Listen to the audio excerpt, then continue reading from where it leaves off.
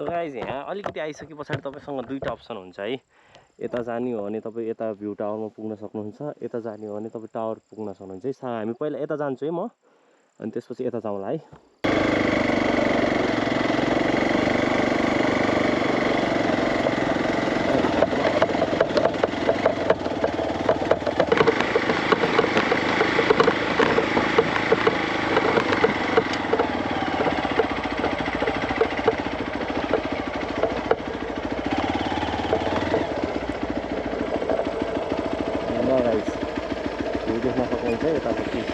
So guys finally म चाहिँ यो ठुलाकोटको टपमा आइसकेँ।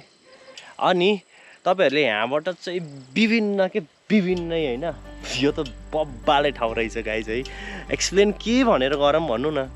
हेर्नु यतापट्टि पुरै डाँडा हरियाली छ है, यतापट्टि बेगनास ताल छ है, देख्न सक्नुहुन्छ नि।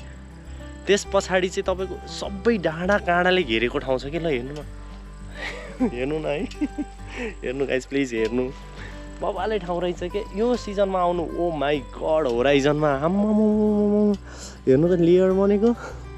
वाउ यार वाउ, आज जो आयो त्यसले दामी फेनोमेनाहरू देख्न पाछ, दामी होइन, चमत्कार देख्न पाछ।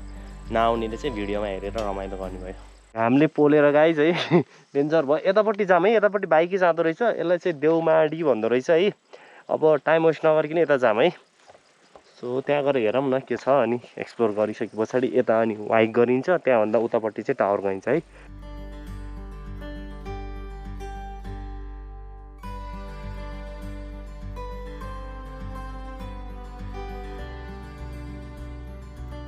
सो गाइज यहाँबाट चाहिँ फेवाताल देखिएको छ है, यहाँनिर चाहिँ फेवाताल पनि देख्दो रहेछ है यतातिर, त्यो डाँडाको फेरीमा। अनि डाँडै काँडा छ यतापट्टि। अब सिक्लेस जाने बाटो भइहाल्यो। अब यतापट्टि तान्तिङ सान्तिङ के छ है त्यता एरिया। यो चाहिँ टावर भयो। सो गाइज अब चाहिँ अगाडि बढौँ है। यहाँबाट चाहिँ यो बिच जस्तो रहेछ कि, भनौँ न लेखनाथ र पोखराको बिच सेन्टर पोइन्ट जस्तो रहेछ, जहाँबाट चाहिँ तपाईँहरूले पोखरा पनि देख्न पाउनु नि भयो, लेखनाथ पनि देख्न पाउनु नि भयो। इभन हिमाल त अब अहिले छेके छ है, तर हिमाल पनि बबाले देख्छ, नजिकै देख्दो रहेछ। अनि त्यस पछाडि चाहिँ उता तपाईँको चाहिँ सिक्लेस जाने बाटो पनि देख्न पाउनुभयो कि। कस्तो दामी ठाउँमा रहेछ यार, बब्बाले रहेछ। उक्ले रे। अनि त्यो चाहिँ मास्टान त्यो कच्ची बाटो देखेको, यो खेत छ नि, यो खेतबाट सिधा माथि मास्टान भयो। खेत कति तो देख्ने कि सल्ल बाबा। सो गाइज अलिकति हाइक गरेपछि यहीँको दाइहरूलाई भेट्यो। अनि चाहिँ यहाँ माथि टावरसम्म आएको है, यताको टावर एक्सप्लोर गरौँ। अनि त्यस पछाडि फेरि उता जाउँ है। एक्सप्लोर भन्दा पनि अब यहाँबाट के देखिन्छ होइन, अरू कुनै पर्सपेक्टिभबाट देखिन्छ होला, त्यो हेरौँ न। अनि एबेन्डन रहेछ चाहिँ, झाडी नै झाडी। ओहो, यो चाहिँ झाडी नै झाडी रहेछ। सबै इक्विपमेन्टहरू त्यहीँ होला है।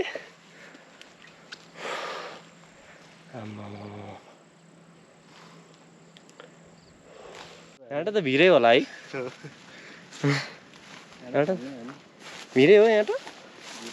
जस यो भिड त देख्छ नि त उतैबाट पनि के। यही होइन माथि खोला यही त होला। यहाँ त के देख्दो रहेछ, देख्ने एउटा कुरा देख्ने हो र। पुरै म्याप ल्याएर हेर्नुपर्ने रहेछ दाजु यहाँ त है।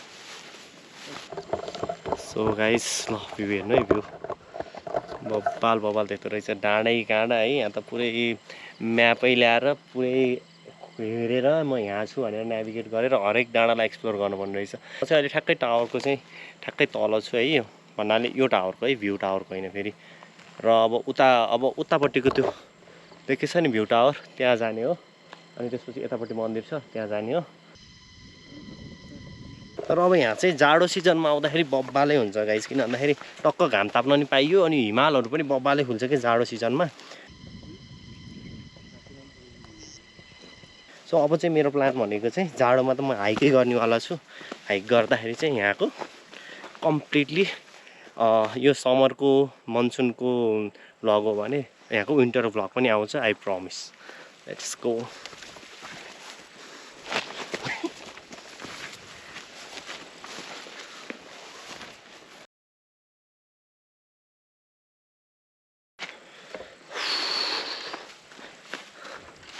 दादा चाहिँ हेलो भनिदिनु युट्युबमा है दाजुहरू यहीँको हुनुहुँदो रहेछ ठाउँहरू चिनाइदिनु हो घुमाइदिनु हो झन् होइन यता माथि आउने प्लानै थिएन जस ठाउँहरू उताको पनि चिनाइदिनु ल थ्याङ्क यू दाजु सो गाइज दाजुहरू भन्ने कि साथीहरू भनौँ न साथीहरू चाहिँ जानुभयो म चाहिँ अब यताबाट जान्छु उतापट्टि हिँड्छु एन्ड देन यो ठाउँलाई चाहिँ फेरि अर्को पर्सपेक्टिभबाट खिच्छु एन्ड फेरि चाहिँ यता आएर बाइक लिएर जान्छु है साथीहरू चाहिँ भन्नुहुन्छ कि जोस् अकेला कहिल्यै फिल गरिन्न कि अकेला फिल हुन नि दिनुहुन्न होइन कसैले पनि अनि अकेला भइदिएन कि मलाई त सुरुमा हेलो रे कि गोरे जस्तो सोचेर कि गोरो जस्तो देखेछु गोरे जस्तो खैरे जस्तो अलि म फेरि जङ्गी टाइपको छु के अरे है त्यही भएर नि होला नि एनिवेज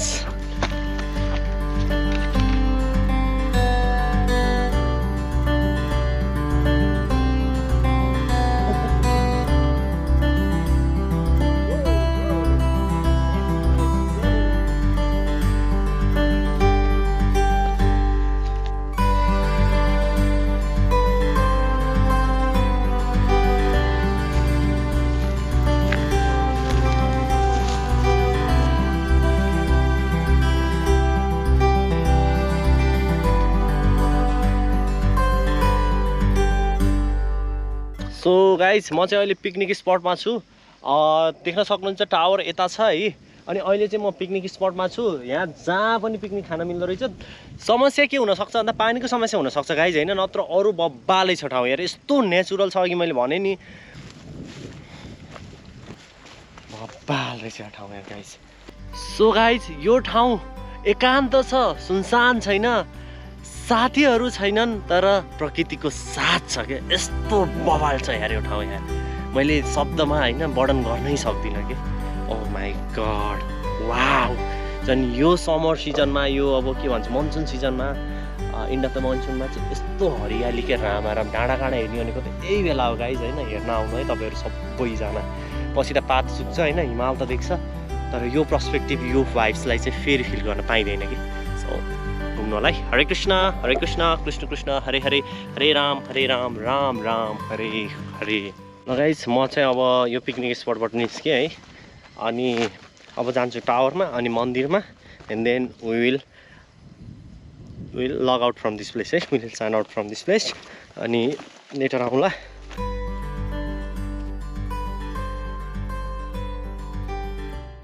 गाइज सेफ्टी फर्स्ट है सेफ्टी फर्स्ट मेरो लागि चाहिँ यति नै भयो अहिलेलाई हेलमेट है ह्याट खोल त्यो गर होइन धेरै टाढा त जानु छैन ल अब म यहाँबाट चाहिँ साइन आउट भएँ गाइज लेट्स गो